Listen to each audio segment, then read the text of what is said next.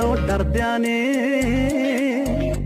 ਵੇ ਤੈਨੂੰ ਰਿਤਕ ਰੋਸ਼ਨ ਵਰਗੇ ਨੂੰ ਖੇਤੀ ਵਿੱਚ ਪਾਲਿਆ ਕਰਦਿਆਂ ਨੇ ਤੈਨੂੰ ਰਿਤਕ ਰੋਸ਼ਨ ਵਰਗੇ ਨੂੰ ਖੇਤੀ ਵਿੱਚ ਪਾਲਿਆ ਕਰਦਿਆਂ ਨੇ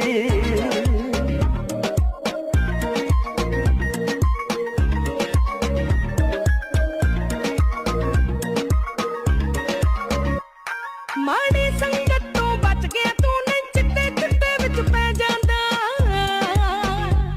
ਬਸ ਪੈਗ ਸ਼ੈਗ ਦੇ ਸ਼ੌਂਕੀਆਂ ਤੜਕੇ ਨੂੰ ਉਹ ਵੀ ਲੈ ਜਾਂਦਾ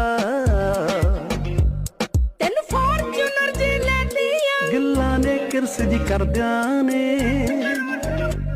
ਤੈਨੂੰ ਰਿਤਕ ਰੋਸ਼ਨ ਵਰਗੇ ਨੂੰ ਖੇਤੀ ਵਿੱਚ